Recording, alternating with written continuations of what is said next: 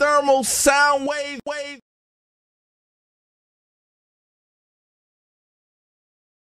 I was like, oh, what's this? Like, this is a new sound, but I didn't know how to move to it back then, so I don't really know what I look like when I try to dance to it.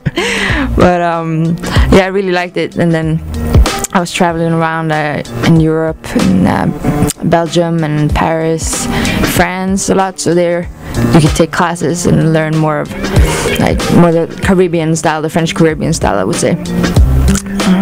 Yeah, so that's like a little bit how I got started and with my background.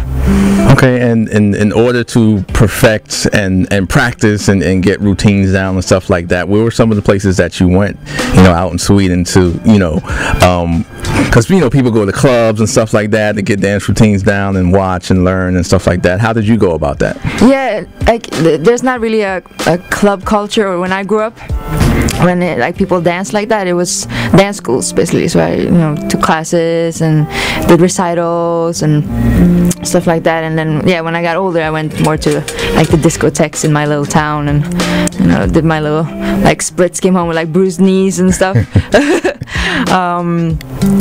And then I moved to Stockholm and took more classes and started going out more. And also I came to New York about 5.5 years ago. So here I got more in touch to the freestyle culture and the club scene. First experience coming to U.S. What city did you go to, and what was your first experience like coming here and just seeing that city in the U.S. for the first time? Yeah, the first city I went to was L.A. actually, and that was back in 2004.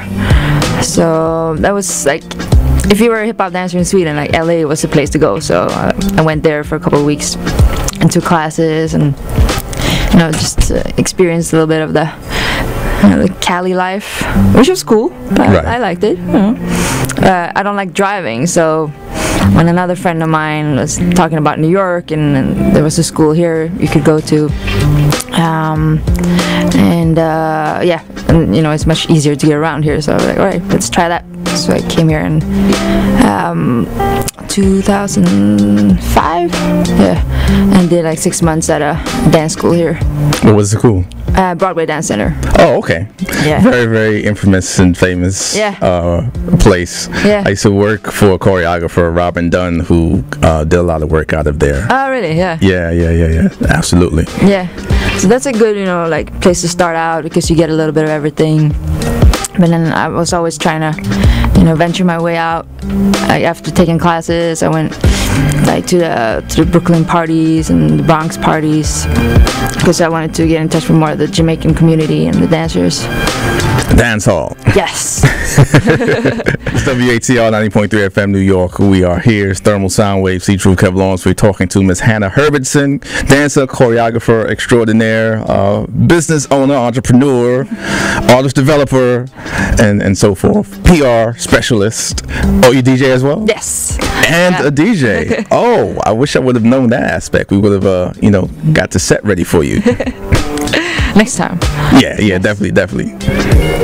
So, let's talk about Black Gold. Or up here. Yes, Black Gold, my dance crew. Yes, and your dance company that you started. How did that whole thing come about? I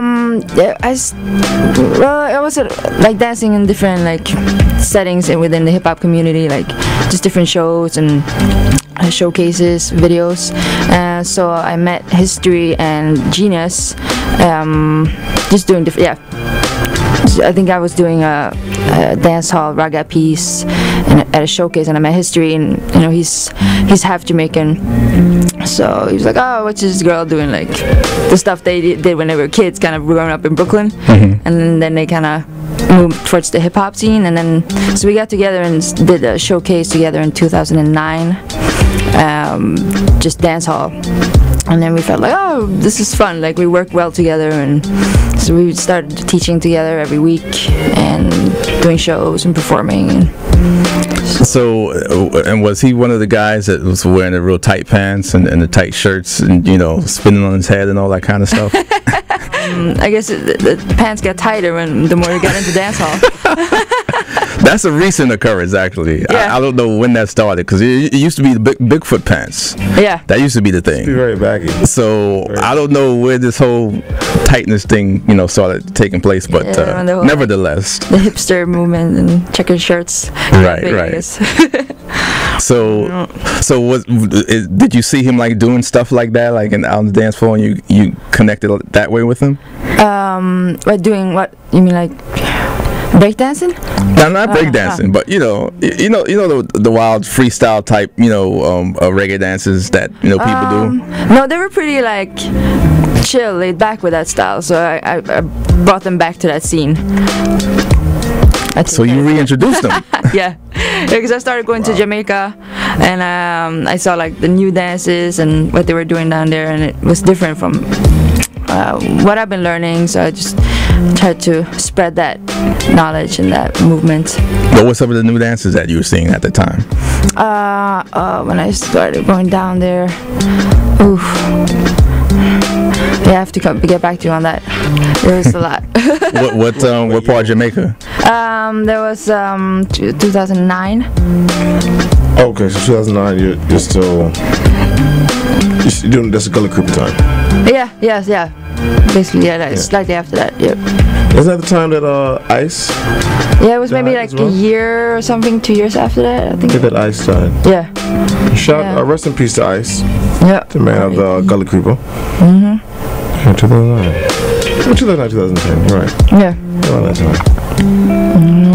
Wow. So, all right. What you saying? Steve? No, I was saying, what part of Jamaica did you go to? Kingston. Kingston. Okay. Yeah. That's what was your first? What went through your mind? The first thing went through your mind when you had to Kingston, Jamaica. When you saw it. I mean, I knew I was going to like it because I've been involved with the culture for so long, and then that was like a dream trip. So what year did you first hit Jamaica? First hit Kingston? 2009. 2009. Yeah. So when you got there, you was like, oh wow, look at all the Taco Bells. And Kentucky Fried Chickens. True. Went to the supermarket, I saw the same product. I was like, oh man. Tasty Patty. Yeah. Where's the mom and pop shops at? Yeah, looks like it's like America right now. Yeah, pretty much. Yeah. But then there's still some like non-American things there. Thermal Soundwave.